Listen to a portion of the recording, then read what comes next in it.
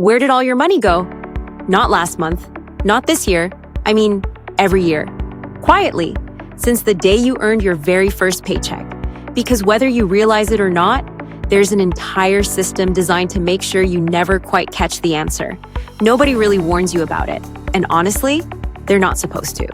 This is the modern money trap, and it begins the moment you get paid. Your paycheck lands at 12:01 a.m. For one brief second. It's all yours, every dollar. Then, the countdown begins. Rent doesn't wait for you to wake up. Your phone plan renews while you're still asleep. A subscription you forgot even existed quietly takes its share before your alarm has a chance to ring. Insurance collects its payment before you've opened your eyes. Your bank deducts a maintenance fee you agreed to years ago and haven't thought about since. Even your gym membership renews. Ironically, it's probably getting more use than you are. And somewhere in your cart right now, there's a pay in 4 option smiling back at you because nothing says financial freedom, like turning a $60 impulse buy into 4 separate reasons to check your bank app with dread. None of them ask, none of them wait. They don't have to. You already said yes, a long time ago. The system remembers, even when you don't. By breakfast, part of your paycheck already belongs to somebody else. By lunch, an app is offering you 20% off if you spend just a little more. Very generous, considering they're asking you to spend money they already helped take. Nobody robbed you, nobody forced you, and yet, by the end of the month, your bank balance somehow looks strangely familiar. Again. So, where did it go? The uncomfortable answer is, it didn't really go anywhere. It was taken. Quietly. On purpose. By design. At some point, businesses figured something out. Selling you something once? That's a sale. Convincing you to pay for it every single month? That's an empire. There was a time when you actually owned the things you bought. You bought a CD, a movie, software, a game. You paid once, and it was yours. Today, your music is rented, your movies are rented, your software is rented, even the extra storage for your photos is rented. One small payment at a time, month after month after month. You barely notice each one, until one day, you look at your bank account and wonder where your paycheck went. Take a look at your phone. Seriously, somewhere on it. There's probably a subscription you forgot you ever agreed to. Almost everyone watching this has one. That's not a coincidence. It's the business model. Most people think they spend about $86 a month on subscriptions. The real number? It's over $219. That's more than $130. Every month, quietly disappearing. Nearly $1,600 a year. Not in one painful purchase, but in tiny pieces. Too small to ever set off an alarm. And that's exactly why it works. Because this was never really about willpower. It was always about design. And design usually wins, unless someone is paying attention. Then, something interesting happens. You get the raise. For a little while, you actually feel rich, like you've finally broken through, like money isn't going to be a problem anymore. But then, without one dramatic decision, your life quietly expands to swallow it whole. The apartment that felt perfectly fine last year suddenly doesn't. The dinner that used to be a celebration becomes a Tuesday. Nothing feels extravagant, nothing feels irresponsible. Every decision makes perfect sense on its own.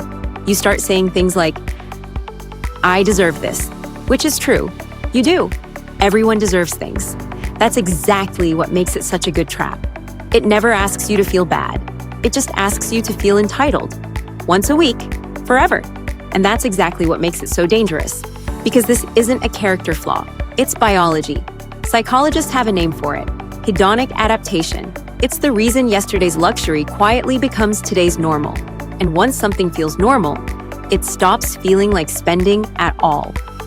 Here's the part that should genuinely make you stop and think. This doesn't end at any income. Nearly half of households earning $500,000 a year still describe themselves as living paycheck to paycheck. Think about that for a second. $500,000. Still waiting for the next paycheck, because more money was never really the solution. Without a plan, more money simply gives the same habits, more room to grow. It's like pouring more water into a bucket with a hole in the bottom. the bucket gets bigger.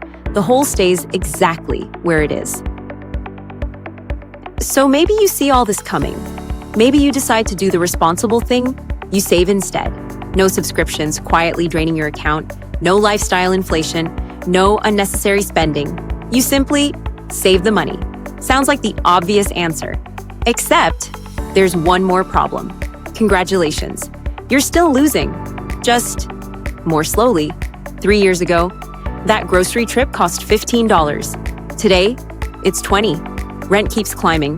Whether you're ready or not, your account balance still shows the same number. But every year, that number quietly buys a little less. No one's stealing it, at least not directly. It's simply losing purchasing power. 1 year at a time. We call it inflation. It sounds almost harmless, like the weather, something that just happens. But in reality, it's the price money pays when it sits still for too long. So let's say it as simply as possible. Spend it, and the system takes it. Save it, and time takes it instead. Either way, doing nothing doesn't win. So, do you just lose either way? Is that really the whole story? No, because spending everything and saving everything are really the same mistake wearing different clothes. Both assume that $1 has to do every job. It doesn't. It never did. The moment you stop expecting every dollar to do everything, the trap starts to disappear. So ask a different question. What is this dollar's job? Some dollars are supposed to disappear. Rent, food, electricity. The life you're living today. That's not failure. That's exactly what money is for. Other dollars have a very different job. They exist to do absolutely nothing. On purpose. They sit quietly, waiting. Because one day, your car won't start. A company will announce layoffs. Life will send you a bill you never saw coming. And when that happens, that money isn't there to make you richer. It's there to buy you something far more valuable. Time. Time to think. Instead of panic. Then there are the dollars with a third job. Their job is simply to be given a chance, not a guarantee. Markets go up. Markets go down. Anyone promising otherwise is usually trying to sell you something.